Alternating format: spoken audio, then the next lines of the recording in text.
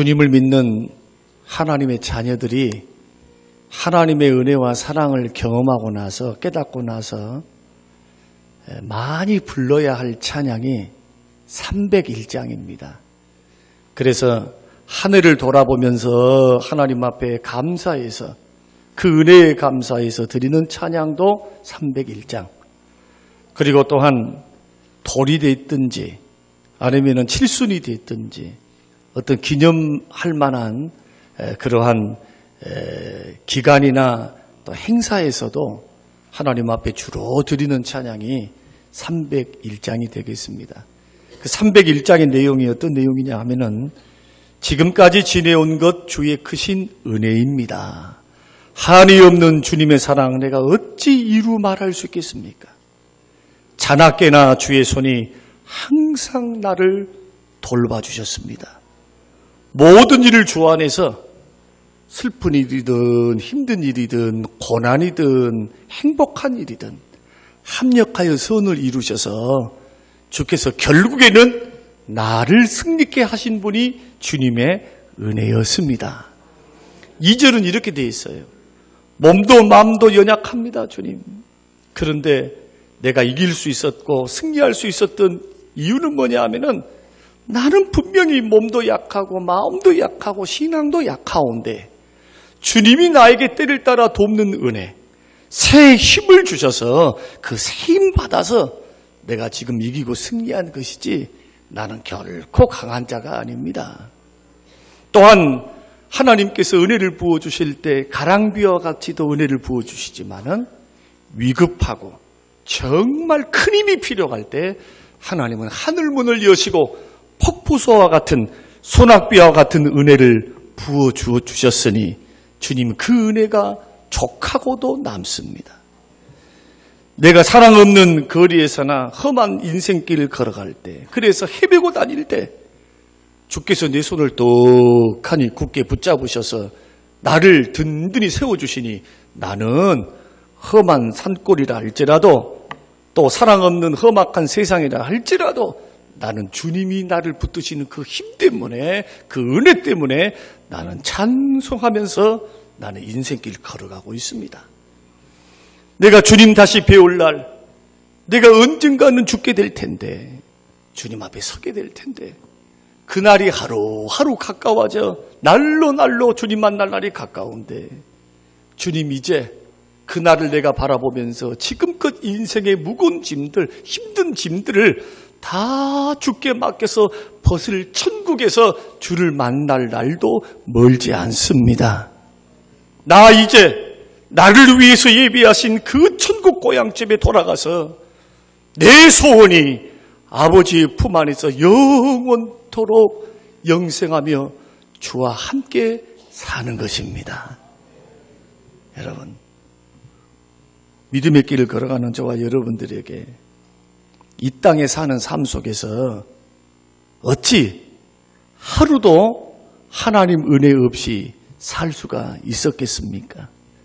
누구든지 하나님 은혜는 단 하루도 살 수 없는 것이 믿음에 사는 사람들의 삶의 모습입니다. 곰곰이 생각해 보면은 햇빛과 공기 그리고 때를 따라 내려주시는 비, 이것은 공짜로 돼. 이것이 없으면 사람은 살 수가 없어요. 공기 10분만 하나님께서 다 거둬가시면은 인류는 다 죽게 될 것입니다. 또 햇볕을 하나님이 거두어 가시고 햇볕을 하나님 허락하지 아니하시면 어떻게 될까요? 우리는 먹을 곡식도 없고 살아갈 수도 없고 비도 없어도 안 되고 햇빛도 없어도 안 되고 그리고 공기가 없어도 안 되는데 하나님께서 이 모든 것을 공짜로 주셨으니 얼마나 감사합니까? 많은 사람들은 잃고 나서 깨닫는 경향이 있습니다. 우리 권사님 가운데 한 분은 허리를 구부리지를 못해요. 구부리면은 통증이 심해서 그분은 드러누워서 잘 때까지 뭐 하고 있느냐? 일어서 있습니다. 일어서 있고 또 앉아 있을 때도 복대를 차고 허리를 이렇게 하고 차렷 자세로 그렇게 서 있어야 돼요. 그래서 병원에 찾아갈 때마다 그분은 웁니다. 목사님, 이 고통만 없으면은 내가 허리를 구부릴 수 있고 내가 편하게 잠을 잘 수 있으면 내가 소원이 없겠습니다. 근데 우리는 허리를 구부릴 수도 있고 팔도 잘 돌아가고 두 발 걸어서 화장실도 가고 두 발 걸어서 갈 때 다 가는데 이것이 은혜인 줄도 모르고 살다가 떡하니 허리가 다치고 다리가 부러지고 팔을 못 쓰고 그것도 오른손을 못 쓰면은 왼손으로 밥을 먹고 반찬을 집어 먹으려고 할 때 얼마나 불편한가. 그때서 사람들은 깨닫습니다. 아, 그것이 은혜였구나. 잊고 살았지. 잊고 살았어요. 모르고 살았지. 그 평범함 속에 하나님이 내 생명을 붙드시고 나의 삶을 평범하게 인도해 주시는 그 과정 속에 하나님의 은혜가 있었다. 이 은혜를 심각하게 민감하게 깨닫는 사람이 있는가 하면은 그 은혜에 대해서 너무 익숙해서 주님이 주신 은혜와 축복에 익숙해서 이것이 축복인지 이것이 은혜인지 모르고 사는 사람들이 많습니다. 그런데 성경에서 나온 인물들 가운데에 구약과 신약에서 한 사람씩 하나님이 주신 그 은혜에 대해서 민감하게 반응을 하면서 그 은혜에 감사하면서 그 은혜를 잊지 아니해서 그 은혜에 보답하며 살았던 두 사람의 인물을 들라 하면 구약에서는 다윗을 들 수가 있고 또 신약에서는 오늘 본문에 나오는 사도 바울을 들 수가 있어요. 역대상 20장의 말씀을 보면은 다윗이 하나님이 베푸신 그 은혜, 하나님이 허락하신 그 은혜가 얼마나 크든지 그가 성전에 들어가서 철퍼덕 주저앉아가지고 하나님과 일대로 독대하면서 철퍼덕 주저앉아서 그가 눈물로 이렇게 호소하면서 하나님의 은혜를 노래하지요. 하나님, 하나님, 나와 내 아비집이 무엇이간데, 주님, 나와 내 아비집이 무엇이간데 이처럼 사랑하사 이처럼 큰 은혜를 나에게 베풀어 주사 나도 복받고 살게 하셨지만은 내 후손들에게 왕위가 물려가고 대적들을 막아주시고 하나님이 나를 도와주시고 지켜주시고 계속적으로 약속해 주시니 하나님 그 은혜 갚을 길이 없습니다. 도대체 하나님 내가 무엇이며 내 아비집이 무엇이간데 이처럼 나를 사랑하시나이까. 그 은혜 줌에 대해서 감사하며 눈물로 찬양하면서 하나님 앞에 돌려드리는 믿음의 기도가 역대상 20장에 기록이 되어 있습니다. 그리고 또 한 사람이 어떤 사람이냐면 오늘 본문 우리들이 읽었던 사도 바울입니다. 오늘 본문 10절 말씀 보니까 사도 바울은 자신의 삶과 사역을 통틀어서 다 일컬어서 이렇게 고백하고 있습니다. 나의 나된 것은 하나님의 은혜로다. 나의 나된 것은 하나님의 은혜였다는 거예요. 그러니까 나의 스펙, 나의 노력, 나의 애씀이 아니고 그 배 위에서 역사하셨던 하나님의 은혜가 아니었으면 이런 큰 일들도 할 수 없었고 사도들보다 더 큰 일들도 했고 업적도 이루었지만은 하나님의 은혜가 없으면 이 일 하나도 이룰 수가 없었던 부족한 자입니다. 모든 것이 하나님의 은혜였습니다. 이것이 오늘 본문의 고백입니다. 그런데 우리는 인생을 살아가면서 오늘 본문을 통해서 오늘 저와 여러분에게 하나님이 베풀어 주신 은혜에 대해서 대표적으로 세 가지를 살펴보고 또 하나님의 은혜를 받고 은혜를 깨닫고 은혜를 아는 사람들에게 나타나는 특징이 세 가지가 있습니다.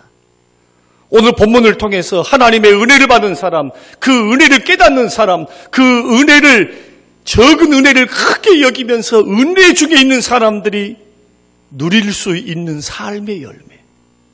도대체 그것이 무엇인가? 저는 오늘 본문의 말씀을 통해서 이것을 살펴보므로 다음이 없고 끝이 없는 하나님의 은혜에 대해서는 감사할 줄로 알고 나의 인생과 삶 속에 일어나는 모든 상황과 정황 속에서 하나님의 은혜를 깨닫고 그것을 삶을 은혜로 여기면서 아름다운 삶의 열매를 맺어 하나님께는 영광이요 우리에게는 복이 되는 귀한 인생을 사시기를 주님의 이름으로 축원드립니다. 우리가 하나님 앞에 받은 헤아릴 수 없는 은혜가 많지만 그 중에 대표적인 것 가운데 하나가 뭐냐 하면은 우리가 구원받은 것입니다. 여러분, 하나님의 은혜 중에서 가장 큰 은혜, 그 은혜가 어떤 은혜일까요? 나 같은 죄인 구원받아서 예수 그리스도를 믿고 하나님의 자녀 되어서 영원한 영생복락을 누리고 천국과 영생을 얻었다는 구원받은 것만큼 큰 복이 없습니다. 사실 한번 생각해 보십시다. 이 땅에서 재물도 얻고 장수도 했고 처자식도 거느리면서 훌륭하게 키워나서 행복한 인생을 살았다고 해보십시다. 그러나 하나님께서 그 인생과 그 생명을 거둬가시면 그 쌓아놨던 부, 내가 이뤄놨던 모든 자식들, 내가 행했던 그 좋았던 그 행복했던 이 모든 것들이 하루아침에 물거품 사라지듯이 사라지니까 여러분 보십시오. 그것이 영원한 행복일 수가 없음을 우리는 너무나 잘 알아요. 지금도 우리는 귀한 우리 권사님 한 분을 저번 주에 우리는 웃으면서 만났고 설교를 이 자리에서 듣고 있었으니까 우리가 너무 잘 알지요. 그러나 이틀이 안 돼서 하나님의 부름을 받고 우리들이 장례를 치르고 우리들이 화장해서 우리가 그렇게 했던 우리 저번 주간에 그러한 일정들이었습니다. 저번 주에 인사하시면서 함께 우리 얼굴을 대했어요. 누구도 미래를 장담할 수 없어요. 5분 후를 장담할 수 없는 것이 우리의 인생입니다. 우리들이 몰라서 그러지. 주변에서 일어나고 있는 많은 사람들. 그것이 나의 일이 아니기 때문에, 이것은 나의 일이 아니기 때문에 아닌 것처럼 하고 살지. 여러분, 사연들이 너무 많아요. 대신방을 통해서 배우는 게 뭐냐? 완벽한 사람 없고 완전히 행복한 사람 없고 모든 거 다 갖춘 사람 없어요. 저마다 인생의 쓴맛 단맛 그 중에서도 아프고 힘든 일들을 지금도 그것을 극복하면서 걸어가는 사람들이 주변에 얼마나 많은지 몰라요. 얼마나 많은지. 그런데 이를 누리고 산다 할지라도 내가 구원받지 못하고 내가 이 모든 걸 갖고 있다 할지라도 지옥 아랫목에 떨어지면 어떻게 해요? 죽고 난 후에 영생의 나라 영원한 천국을 누리지를 못하고 영원한 생명을 누리지 못하고 지옥 형벌 받아 저 지옥의 불구덩이에 들어가서 영원토록 꺼지지 않는 고통을 받고 유황불물에서 고통을 받는다면 그것같이 불행한 것이 어디 있어요? 그래서 예수님이 누가복음 16장에서 말씀하고 있는 것처럼 깡통을 차고 빌어먹고 살아도 지옥만큼은 가서는 안 돼요. 이것이 주님께서 거지 나사로와 부자의 비유를 통해서 주께서 말씀한 거 아닙니까? 천국과 지옥이 있다는 거예요. 그래서 우리들이 이 세상에서 100년 누리고 살지 못합니다. 사람이 죽고 나면은 그것으로 끝나는 것이 아니고 분명히 심판이 있습니다. 천국이 있습니다. 지옥이 있습니다. 주님이 그것을 분명히 말씀하셨어요. 그러니 복 중에 복, 은혜 중에 은혜가 뭔가요? 나 같은 죄인 구원받아 예수 믿고 구원받아 하나님의 자녀 되어서 영원한 천국 가는 것, 이것만큼 하나님의 큰 은혜가 어디 있겠습니까? 그래서 은혜 중에 은혜는 뭐냐? 나 같은 죄인이 죄 용서받고 예수 믿어 영원한 영생과 천국을 보장받은 것, 이것이 은혜인 줄로 믿습니다. 두 번째는 뭐냐 하면은 구원받은 것뿐만 아니고 하루하루 살아가는 것 자체가 하나님의 은혜인데 우리는 별 생각 없이 살아가지요. 그런데 곰곰이 주변을 서두에 말씀드린 것처럼 생각해 보십시다. 이 세상이 얼마나 험악한지 몰라요. 우리 가운데는 사랑하는 남편을 너무나 쉽게 잃어버리고 슬픔 중에서 이제 위로를 받고 회복하고 계시는 분들도 계시고, 뿐만 아니라 남편을 잃어버린 건 좀 괜찮아요. 품 안에 길렀던 자식을 잃어버리는 부모들이 계세요. 자식을 잃어버리는 그 어미의 심정을 여러분 생각해 보셨습니까? 그것도 오형제 중에서 삼형제를 잃어버렸어요.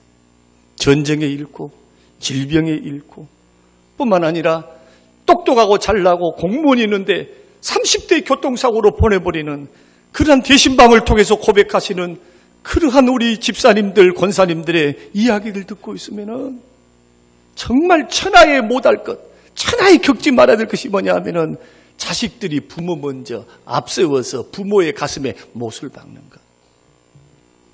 저는 여러분의 인생에 이런 불행만큼은 주께서 막아주시기를 주의 이름으로 축원합니다. 그러나 이것도 장담을 못한다.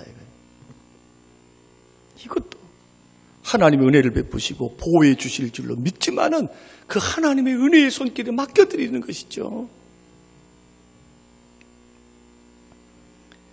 요즘같이 문제가 많고 사건 사고가 많은 데가 얼마나 많은지 모릅니다.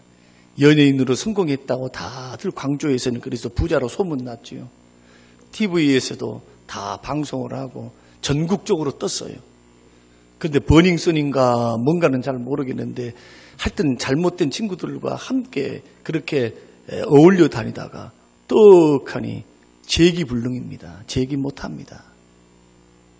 그 인생, 그 젊은 나이 30대 초반, 그 인생 국민들이 용서할 것 같아요? 그걸 용서 못합니다. 안 돼요. 이게 적은 범죄가 아니거든요. 그 인생 하루아침에 무너지는 그것을 보고 있는 부모들의 심정. 사건, 사고는 얼마나 많습니까? 나 직장 다녀올게. 그런데 돌아올 때는 죽음으로 돌아오는 그런 분들이 얼마나 많고. 또 여기에는 아버지 수술 잘하고 오세요. 그런데 그만 병원에서 일어나지 못하고 돌아가신 그런 아버지를 두었던 성도님들도 계셔요. 이 문제가 내 문제가 아니고 내가 겪지 않았기 때문에 이건 내 문제가 아니다 라고 생각하실 분이 계신가요? 미리는 누구도 장담을 못합니다. 주님이 붙들어 주셔야, 은혜를 주셔야, 우리의 호흡조차도 하나님이 오늘 붙들어 주셔야 숨쉬고 사는 겁니다. 하늘에 날아다니는 참새도 하나님 허락하셔야 떨어져요. 머리털까지 세신바되어 있고 하나님이 우리를 보호하고 계십니다.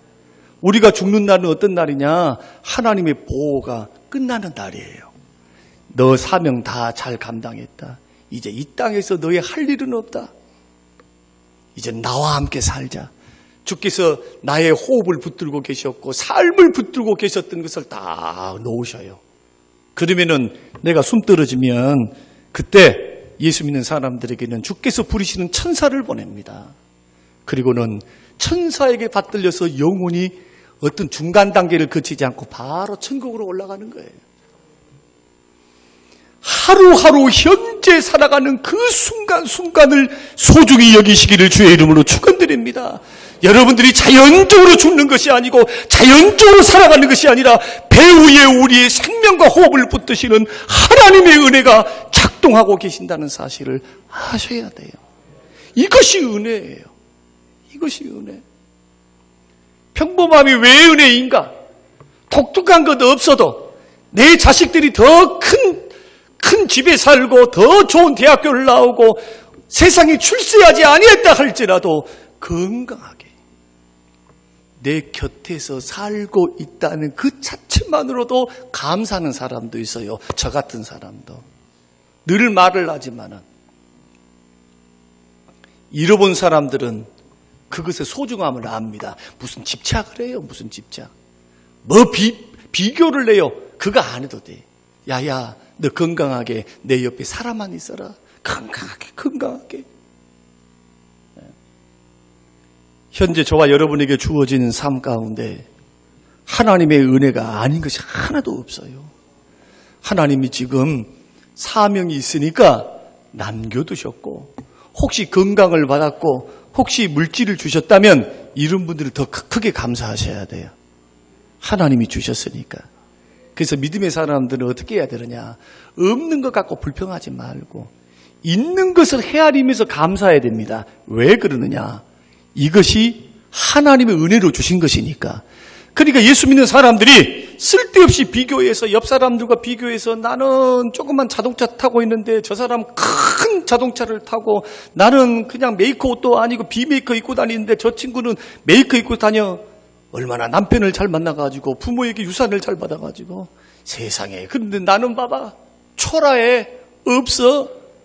여러분 혹시 비교를 통해서 없는 것을 가지고 불평하면서 없는 것 때문에 슬퍼하고 괴로워하시는 분들이 계십니까? 기억하십시다. 지금 나에게 많이 가졌던 적게 가졌던 은혜를 받은 사람들은 하나님의 은혜를 아는 사람들은 있는 것, 나에게 주신 것을 갖고 감사해요. 왜냐하면 그것이 주님께서 주신 은혜이기 때문에 이 땅에 올 때 나는 빈몸으로 왔습니다. 나에게 빈몸 몸뚱아리 이외에 주어진 모든 것들은 하나님이 주신 거예요. 돈 벌 수 있는 능력도 주셨고 또 하나님께서 사람도 붙여주셨고 내 자식도 내 것이 아니고 주님 것입니다. 내 남편도 하나님이 허락해 주셔서 허락하시도 주신 거예요. 물론 내가 좋아해갖고 쫄쫄 따라다녀서 그 남자 얻었는가는 몰라도 내 아내도 마찬가지. 내가 사랑해서 확 가서 그냥 10번 찍어서 안 넘어간 나무 없다더라 해서 용감한 자가 미인을 얻는다면서요. 남자들이 하는 말이에요. 그러나 그것도 하나님이 허락하지 않으면 될 수 없는 것이 인생사입니다. 그래서 하나님의 섭리 속에 일어나는 계획과 은혜 속에서 지금 우리들이 살고 있기 때문에 현재에 일어나는 모든 일들을 여러분 하나님의 은혜로 여길 수 있게 되시기를 주의 이름으로 축원드립니다.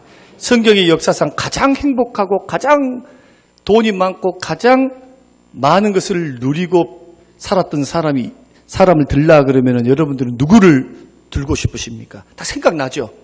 솔로몬입니다. 솔로몬같이 복받은 사람 어디 있습니까? 은근보화 가득했지요. 그 나라가 얼마나 강성했는가. 하나님께서 그 나라를 강성하게 해서 조공을 받았어요. 조공. 주변에 있는 여러 조그만 나라들로부터 조공을 받았고 거기에 있다가 얼굴도 얼마나 핸섬 보이는지 아내가 1000명이고 뿐만 아니라 지혜가 얼마나 타고냈던지 돈도 있어 얼굴도 받쳐 뿐만 아니라 지혜도 있어 권력도 있어. 그의 식탁에서 하루에 소와 양과 비둘기와 밀가루와 쌀과 이 모든 음식들이 1600명의 분의 분량들을 하루 먹어 잡겠으니 생각 한번 해보십시다. 이 지구상에도 어떤 사람이 있어서 이만한 부귀영화를 누리고 이 많은 식솔들을 거느리면서 여러분 화롭게 사는 사람이 어디 있겠습니까? 근데 놀랍게도 성경 시편 가운데 솔로몬이 썼던 시편이 하나 있어요. 그 시편이 시편 127편 7편 말씀인데 솔로몬이 하나님 앞에 성전에 올라갈 때 썼던 시입니다. 그 시가 어떻게 되어 있느냐? 여호와께서 집을 세우지 아니하시면 세우는 자의 수고가 헛되며 여호와께서 성을 지키지 아니하시면 파수꾼이 깨어 있음이 헛되도다. 할렐루야. 이런 걸 누리고 살면은 그냥 자기 행복하게 살면 되지요. 그러나 솔로몬의 고백이 뭐냐? 이 모든 걸 갖추고 산다 할지라도 하나님의 은혜가 없으면 주여 나는 살 수 없습니다. 하나님의 은혜로 산다는 거예요. 이것을 주신 분도 하나님, 누리게 하신 분도 하나님, 생명을 연장시키신 분도 하나님, 보호하신 분도 하나님. 하나님이라는 거예요. 하나님. 그러니 현재 살아가는 삶이 아무리 고달프고 힘들다 할지라도 하나님의 은혜가 주어졌으니 우리가 움직이고 살고 믿음의 길을 걸어갈 수 있으니 현재에 사는 것이 하나님의 은혜인 줄로 믿고 그 시간들을 소중히 여기시기를 주의 이름으로 축원드립니다. 세 번째는 뭐냐 하면은 예수 믿는 사람들에게는 죽는 것도 은혜예요. 따라서 해보십시다. 죽는 것도 은혜입니다. 영원한 천국이 기다리고 있기 때문에 죽는 것도 은혜예요. 그러나 불신자들은 이 땅의 것만 보고 삽니다. 무엇을 먹을까, 무엇을 마실까, 무엇을 입을까. 온통 소망이 이 땅일 거예요. 영원한 천국을 볼 수 있는 믿음의 눈이 없어요. 그러나 예수를 제대로 믿고 예수님을 제대로 아는 사람들은 집착 안 합니다. 예수 소망 삼고 사는 사람들이 집착하고 산다? 집착이 불행을 가져옵니다. 욕심이 죄를 낳아요. 여러분 불행한 것들 다 불행한 요소들을 보십시오. 돈에 대한 욕심, 이성에 대한 욕심, 권력에 대한 욕심 이런 것들을 통해 가지고 사람들이 다 넘어지잖아요. 그 성경에는 돈을 사랑하면 일만하게 뿌리가 된다 그래요. 돈을 좋아하지 않을 사람이 없지만은 예수를 제대로 믿는 사람들은 집착할 수가 없습니다. 예수를 나의 전부 삼고 예수님을 나의 기쁨으로 삼고 예수님을 나의 만족으로 삼고 이 모든 것들을 허락하신 분이 주님이시고 내가 아무리 뛰어나게 일하고 노력한다 할지라도 나의 수고가 될 수 있도록 나에게 양식이 돌아오게 하고 또 수입이 돌아올 수 있도록 하나님 배후에 허락하시고 도우실 분이 하나님이시기 때문에 우리 믿음의 길을 걸어갈 때 이러한 이 땅에 살면서도 하나님의 은혜를 누리고 살지만 그는 이 세상의 삶이 전부가 아니거든요. 믿는 사람들에게 죽음은 뭐냐? 영원한 천국으로 들어가는 관문이 죽음이에요. 그래서 잠깐 슬프지 영원히 슬픈 것이 아닙니다. 왜냐하면 그 영혼을 이미 받들여서 하나님 나라에 가서 이 고통이 없고 병들어 누워있지 아니하고 슬픔 없는 곳에서 주님과 함께 살고 있기 때문에 여러분, 예수 믿는 사람들은 죽어도 은혜인 줄로 믿습니다. 죽어도 은혜예요. 죽어도 은혜. 이렇게 하나님의 은혜를 알고 구원받은 은혜, 그리고 현재 네가 살아가고 있는 과정 속에 다 하나님의 보호와 은혜가 작동하고 있구나. 그리고 나는 영원한 천국의 노후 보장이 영원한 영생입니다. 사람들은 열심히 돈을 벌어서 자식들을 키우고 결혼시켜놓고 30년 더 살라고 돈을 버는 거예요. 근데 예수 믿는 사람들은 30년이 아니고 영원토록 주와 함께 사는 줄로 믿으시길 바랍니다. 이런 사람들은 절로 이런 고백을 하게 됩니다. 시편 116편 12절, 내게 주신 모든 은혜를 내가 여호와께 무엇으로 보답할까? 하나님이 나에게 주신 그 은혜, 받았던 그 은혜를 생각하니까 내가 무엇으로 하나님 앞에 보답할꼬? 은혜 받은 사람들이 특징이 그런 특징이에요. 어떻게 주님의 은혜에 보답할까? 자, 우리가 이 은혜에 대해서 할 말들도 많고 은혜에 대해서 말씀드릴 것도 많지만, 그런데 이 세 가지를 우리가 인식을 했다면 그러면 은혜 받은 사람들의 모습은 어떠할까? 본문이 말하는 은혜 받은 자의 모습과 그 특징은 무엇인가? 이 세 가지를 우리가 살펴보려고 그럽니다. 이것을 점검함으로 해서 내가 은혜 중에 있는가, 아니면 은혜를 까먹어버렸는가, 아니면 은혜를 쏟아버렸는가, 신앙생활 대충 하는가, 아니면 은혜 속에서 하는가를 좀 우리가 적용을 하셔서 은혜 속에서 승리하시기를 주의 이름으로 축원합니다. 은혜 받은 사람들의 모습, 은혜를 받은 사람들의 특징, 첫째가 겸손입니다. 두말할 필요 없어요. 오늘 15장 9절 말씀 보니까 나는 사도 중에 가장 작은 자라. 여러분, 하나님의 은혜를 알면 사람이 어떻게 되느냐? 제일 먼저 겸손해집니다. 왜냐하면 자기가 내세울 게 하나 없어요. 다 주님이 주신 것이거든. 지위도 하나님이 주셨어. 성공도 하나님이 주셨어. 돈도 하나님이 주셨어. 지혜도 하나님이 주셨어. 은사도 하나님이 주셨으니 사람들은 자랑하고 뻐기고 살 수가 없지요. 다 하나님의 은혜로 주셨으니까. 사도 바울이 이것을 알고 난 후로부터 모든 것을 다 배설물로 여겨버리는 거예요. 그리스도를 아는 지식을, 고상한 지식, 이 지식 빼놓고 이 지식이 생명을 살리고 영생을 주시는 지식이 예수를 아는 지식, 예수 믿으면 영생을 받고 구원을 받고 죄사함을 받거든요. 아무 공로 없이 예수 믿으면 구원을 받아요. 예수 믿으면. 그래서 나머지 것들은 다 똥오줌으로 여기며 살았습니다. 그런데 여러분이 아시다시피 이 바울이 어떤 사람입니까? 히브리인 중에 히브리인이고 바리새인 중에 바리새인이고 가말리엘의 문화생이고 한국으로 말한다면 서울대 대학과 서울대 대학원을 나온 사람이고 또한 로마의 시민권을 갖고 있었고 그는 사내들인 공회의 한 회원으로서 정치적으로 영적으로 종교적인 지도자입니다. 예루살렘에 지금으로 말하면 국회에 들어가서 정치를 논하는 사람이지 그냥 일개 촌부가 아니에요. 그리고 또한 이 말이 어폐가 있는 것이 예수님의 12제자들은 출신들은 다 어부촌 사람들입니다. 무식쟁이들이에요. 하나같이 다 고기 잡는 생업으로 했으니까 그들은 배움의 기회가 없었어요.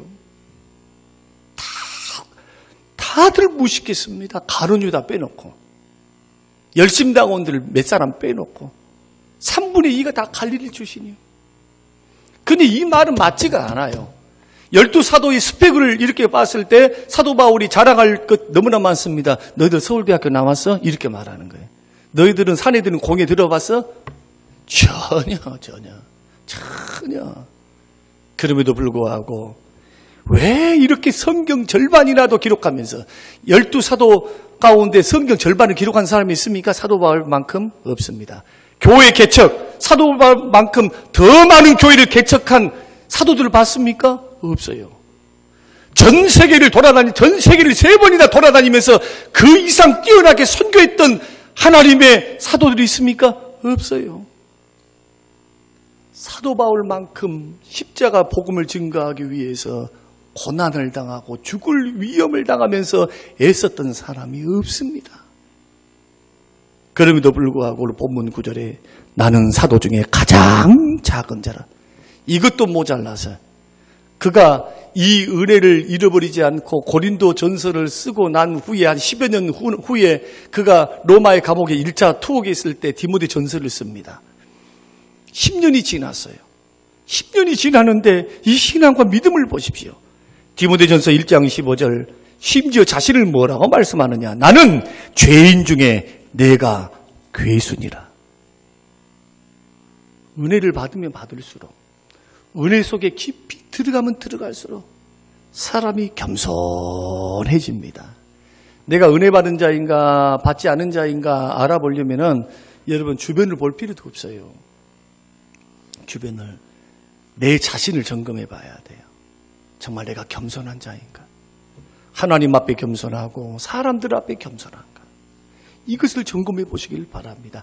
그래서 은혜를 받으셔야 돼요. 예수 믿는 사람은 은혜 안 받으면 별로 소용이 없어요. 저는 교회 신앙생활 오래 했습니다. 좀 오래 했다는 것이 조금 무게는 좀 있어요. 듬직한 맛은 있어요. 그러나 재미는 없어요. 뭔가 하나님이 주신 그 은혜에 감격한다든지 그 은혜 속에서 겸손한 빛을 발한다든지 이것은 별로 없어요. 이런 생활로 끝까지 간다면 이것은 심각한 문제입니다. 왜냐하면 하나님은 살아서 역사하시면서 지금도 일하시거든요. 지금도 은혜를 베풀고 계시거든요. 은혜 받은 사람의 첫 번째 특징, 겸손합니다. 두 번째는 뭐냐 하면은 감사할 줄 압니다. 10절 말씀 보면은 10절 말씀을 같이 한번 읽어보겠습니다.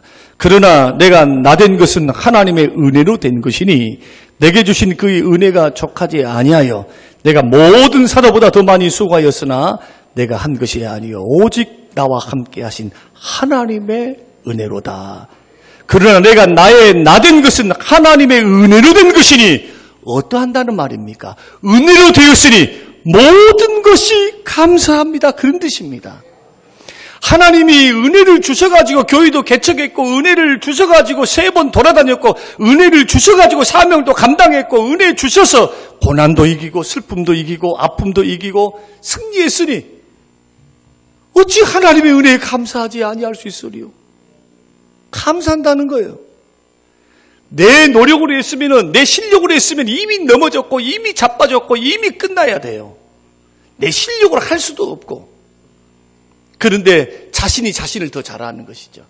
자기의 부족을 알고 하나님이 그때마다 길을 열어주시고 그때마다 힘을 주시고 그때마다 나타나 주시고 그때마다 하나님이 감옥에서도 착고가 풀려지게 만들고 감옥의 문을 여시고 빌립보 감옥에서 하나님의 기적과 은혜로 그의 인생을 주장해 오신 그 은혜를 기억하고 그 은혜를 망각하지 아니하고 그 은혜를 깨닫고 있으니까 이 모든 것이 다 뭐로 되었다?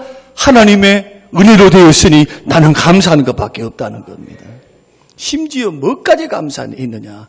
고난과 시련조차도 시험과 핍박조차도 힘듦조차도 감사의 제목이었어요. 어떻게 할 수 있느냐?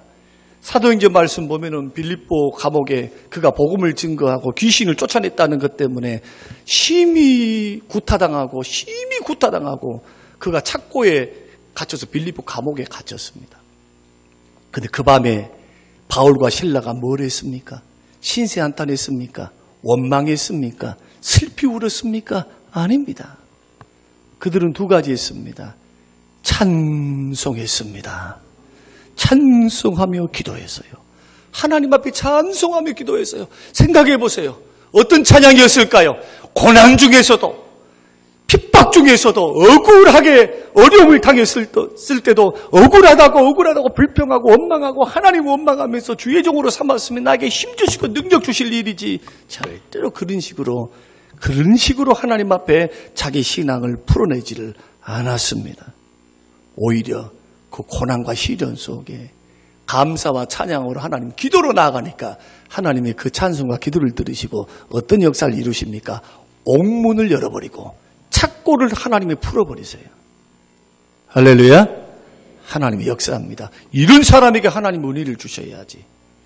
슬프고 힘들면 맨날 시험 들었습니다. 힘듭니다. 아픕니다. 죽겠습니다. 나라도 내가 하나님이어도 주기 싫어요.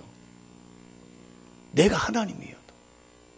반대로 예수 믿고 믿음이라고 하는 게 조그마한 것이 겨자씨만한 믿음이 들어가서 그 믿음이 자라가는데 힘들고 어려워도 믿음으로 승부를 걸 줄 알아요. 하나님 도와주실 줄로 믿습니다. 하나님이 고난에는 선한 뜻이 있는 줄로 믿습니다. 근데 이상한 것은 고난 받을 때는 잘 모르는데 나중에 되돌아보면요, 고난조차도 하나님의 은혜였음을 알게 됩니다. 그때 알게 돼요. 지금 몰라도 하나님이 깨닫게 하시고 알게 하십니다. 이것이 하나님의 역사요, 하나님의 은혜. 그래서 은혜 받은 사람의 특징이 뭐냐? 감사할 줄 알아요. 감사가 있으면 은혜 받는 사람들이에요. 그 사람의 형편과 처지가 중요한 게 아닙니다. 감사 조건이 많고 적고 그게 아니요. 어떤 형편에 있든지 감사를 감사로 알고 은혜를 은혜로 아는 사람들, 아버지의 은혜에 감사해요. 감사. 은혜 받으니까 감사가 되는 거예요. 마지막은 뭐냐? 은혜 받으면 가만히 있을 수가 없습니다. 10절 하반절 말씀 보면 내게 주신 그의 은혜가 헛되지 아니하여 내가 모든 사도보다 더 많이 수고했다. 사람이 하나님의 은혜를 입고 은혜를 받고 은혜를 깨닫게 되면은 저절로 헌신하고 충성하게 돼요. 참 이치가 이렇습니다. 하나님의 교회는 은혜 받은 사람이 일을 합니다. 일을 억지로 시켜놨다 해가지고 되는 게 아닙니다. 은혜 받은 사람들이 자원함으로 하나님 앞에 드리는 거예요. 물질도 드리고 몸도 드리고 시간도 드리고. 근데 은혜를 깨닫지 못하고 은혜 받는 것을 교회에서 모르는 사람들은 힘이 들어요. 그게 다 일이야, 일. 그것이 일이야, 일. 그러니까 직장에서 일했고 가정에서 일했는데 교회에서 일한다 그러고 있어요. 핑계거리들도 많고. 핑계거리. 몸이 아픕니다. 아르바이트 해야 됩니다. 시간이 없습니다. 근데 은혜라는 것을 떡하니 받아놓으면은 그 은혜가 내 마음을 지배하고 있으면은 그 은혜를 따라서 기쁨과 자원함이 나와요. 어떻게 은혜에 보답할고 하나님의 은혜 베푸심에 대해서 가만히 있을 수가 없어요. 그래서 사도 바울이 왜 그렇게 다른 사도들보다 더 많은 일들을 했느냐? 하나님의 은혜를 조금만 받는 게 아니고 폭포수와 같이 받은 줄로 믿습니다. 그래서 예수 믿는 사람들은 은혜를 받으셔야 되고 예수 믿는 사람들은 적은 은혜를 큰 은혜로 여길 줄 아는 믿음의 눈이 열려야 돼요. 은혜가 폭포수만 있는 것이 아니에요. 적은 은혜도 있어요. 적은 은혜. 조그만 은혜라 할지라도 크게 여기면서 하나님 앞에 그 은혜에 감사하고 그 은혜를 은혜로 여기면서 하나님 앞에 서가 있으면은 감사도 나오고 충성도 나오고 할렐루야. 거기에는 겸손도 나오고 그래서 교회가 은혜로 와야 돼요. 교회의 은혜가 넘치시기를 주의 이름으로 축원드립니다. 여러분의 심령 속에 은혜가 넘치시기를 축원합니다. 말씀의 은혜도 받고 찬양과 기도의 은혜를 받아야 돼요. 은혜가 있어야 돼요. 은혜 받으면서는 뒤로 물러서면 안 돼요. 어리석게. 은혜 받는 데는 적극적이어야 돼요. 하나님 은혜 받아. 사모하는 영혼들을 만족해 하시니까. 그래서 이런 은혜를 경험하고 난 사람들은 돈이 없어서 기갈하는 것이 아니고 무슨 환경이 열어지지 않아서 괴로운 것이 아니라 은혜가 떨어지고 은혜가 충족되지 않으면 이런 사람들 견딜 수 없어요. 돈을 잃어버릴 것보다도 하나님의 은혜를 떨어뜨리는 것이 더 힘들기 때문에 엎드려 기도하면서 눈물로 하나님의 은혜를 달라고 고백하며 기도하며 나아가는 하나님의 사람들. 저는 이런 은혜, 하나님의 은혜, 하나님이 주신 그 은혜에 적은 것을 크게 큰 은혜로 여길 줄 아는 믿음이 열리고 나에게 주어진 모든 것들이 하나님의 은혜였구나. 하나님의 은혜였구나. 하나님의 은혜가 나를 살게 하구나. 은혜를 깨닫고 은혜로 여기고 은혜를 받는 우리 심령 속에 이런 변화들이 일어나서 결국 그는 순교의 이슬로 이 세상에서 짧은 인생을 살았지만 그러나 그의 이름과 그의 상급은 하늘나라의 영광스러운 보화와 같이 하나님이 예비하신 것을 보면서, 사랑하는 성도 여러분, 우리 이 땅에서 삶이 전부가 아닙니다. 예수 믿는 사람들은 저 영원한 천국을 바라보고 주님 만날 것을 바라보면서 이 땅에서도 승리하며 걸어가기를 원하신다면 마음과 심령 안에 은혜 받으시길 바랍니다. 은혜를 지키시기 바랍니다. 은혜를 쏟지 않게 되시기를 바랍니다. 그 은혜 안에 늘 충만해서 내 심령이 주가 주시는 성령의 은혜로 충만하게 적셔 있어서 내가 옆에 있는 사람들에게 그 은혜가 날로 전달되어지고 은혜가 전파되어지고 은혜의 축복의 통로가 되어서 많은 사람 세우시고 많은 사람 건지시고 많은 사람 용기 주시고 많은 사람 하나님의 사람들로 세우는 하나님의 생명사역을 감당하는 하나님의 사람들이 되시기를 주님의 이름으로 축원합니다.